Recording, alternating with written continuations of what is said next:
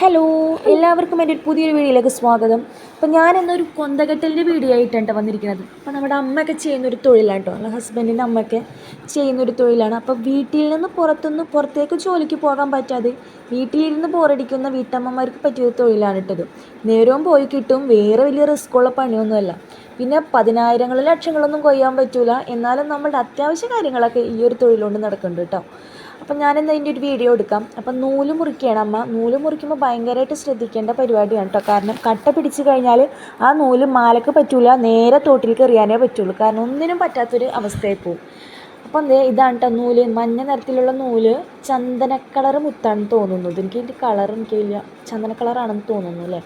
അപ്പോൾ ആ മുത്താണ് ഇന്ന് കിട്ടിയിരിക്കുന്നത്. അപ്പോൾ പല സമയങ്ങളിലും പല ടൈപ്പ് മുത്തുകളാണ് കിട്ടിയിരിക്കുന്നത് കേട്ടോ. അപ്പോൾ ഒരവസരം കിട്ടിക്കൊടുത്ത് പച്ച, ചുവപ്പ്, നീല, അതൊക്കെ നല്ല ഭംഗിയുള്ള മുത്തുകളായിരുന്നു കേട്ടോ. പിന്നെ ചില നേരത്ത് മരമുത്ത്, അങ്ങനെയൊക്കെ കുറേ ടൈപ്പ് മുത്തുകളുണ്ട്. അപ്പോൾ ഇപ്രാവശ്യം കിട്ടിയത് ഈ കളർ മുത്താണ്. അപ്പോൾ ഇതിന് കോയിൻ ഇട്ടാണ് കേട്ടോ കേട്ടിട്ടുള്ളത്. ഇതാണ് കോയിൻ. ഭയങ്കര വെയിറ്റാണ് കേട്ടോ, കാണുന്ന പോലെ അല്ലേ. ഇതാണ് കോയിൻ. ഈ കോയിൻ ഇട്ടിട്ട് വേണം ഈ കൊന്ത കെട്ടാനായിട്ട്. അപ്പോൾ അതുപോലെ തന്നെ ഇതാണ് കുരിശ്. ഇതിൻ്റെ കുരിശ് എന്ന് പറയുന്നത് സ്റ്റീലിൻ്റെ ഉണ്ടോ, ചിലത് മരക്കുരിശുണ്ടാവും. അപ്പോൾ ഈ മുത്തിൻ്റെ വ്യത്യാസത്തിലാണ് അങ്ങനെ ഉണ്ടാവുക. കോയിൻസും മരത്തിൻ്റെ ആണെങ്കിൽ കുരിശും മരത്തിൻ്റെ ആയിരിക്കും. ഇതിപ്പോൾ സ്റ്റീലിൻ്റെ ആയ കാരണം കുരിശും സ്റ്റീലിൻ്റെ തന്നെയാണ്. അപ്പോൾ കെട്ടണ രീതി ഒന്ന് കാണിച്ചു തരാം കേട്ടോ.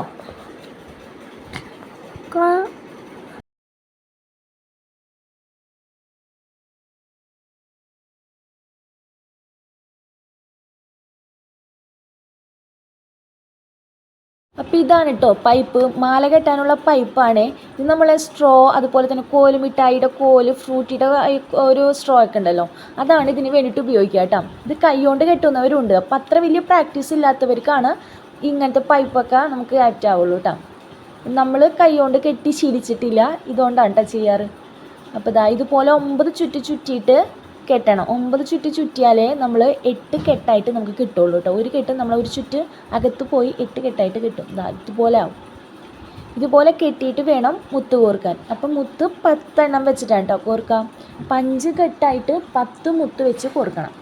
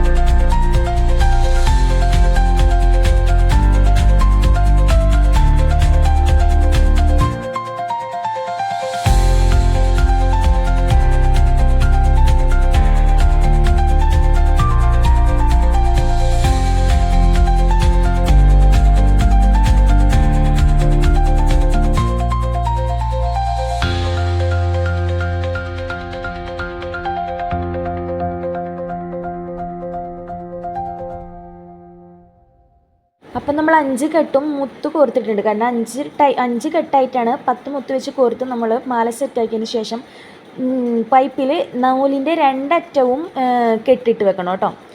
നമ്മൾ ഇത്രയും നേരം ഒരറ്റം കൊണ്ടല്ലോ കെട്ടിയിട്ട്, ഇപ്പോൾ രണ്ടറ്റവും പൈപ്പിലേക്ക് ഒരുമിച്ച് കെട്ടിട്ട് ചുറ്റി കെട്ടിടണം കേട്ടോ. അപ്പോൾ അതിന് ശേഷം നമ്മൾ ഒരു ബട്ടൺ ഇട്ടിട്ട് ഈ 9 ചുറ്റും ചുറ്റണം. ഒരു കോയിൻ, ബട്ടൺ ഉദ്ദേശിച്ച് ഞാൻ കൊന്തയുടെ കോയിൻ ഇട്ടിട്ട് ഒരു 8 കെട്ട് കെട്ടണം. അതിനുശേഷം 3 മുത്ത് കോർക്കണം. 5 ഘട്ടം കഴിഞ്ഞതിന് ശേഷം ഒരു കോയിൻ ഇട്ട് കെട്ടുക. അതിനുശേഷം 3 മുത്തിട്ട് കെട്ടുക.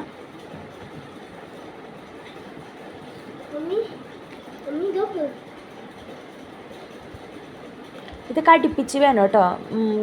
കെട്ടുമ്പോൾ ചുറ്റി കെട്ടുമ്പോൾ നമ്മൾ അടുപ്പിച്ച് വേണം മുത്തോട് ചേർത്തിട്ട് കെട്ടിയെടുക്കാനായിട്ട്. ഇത്തിരി അഴവ് വന്നാൽ മാലയുടെ നീളം കൂടി പോകും.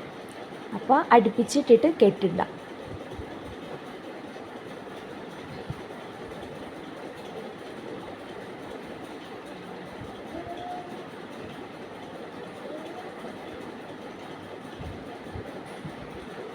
അപ്പോൾ കെട്ടിട്ടിട്ടുണ്ട്. ഇനി അടുത്ത് നമ്മളെ കൊന്തയുടെ കുരിശ് വെക്കണ പരിപാടിയാണ് കേട്ടോ.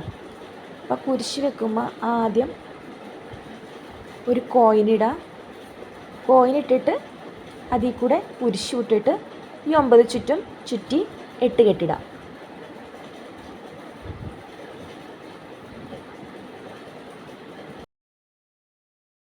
അപ്പോൾ ഇതാ നമ്മുടെ കൊന്ത റെഡി ആയിട്ടുണ്ട് കേട്ടോ. കണ്ടോ, മാല റെഡി ആയിട്ടുണ്ട്. കുരിശടക്കം വെച്ച് നമ്മൾ ഫിനിഷ് ആക്കിയിട്ടുണ്ട് കേട്ടോ.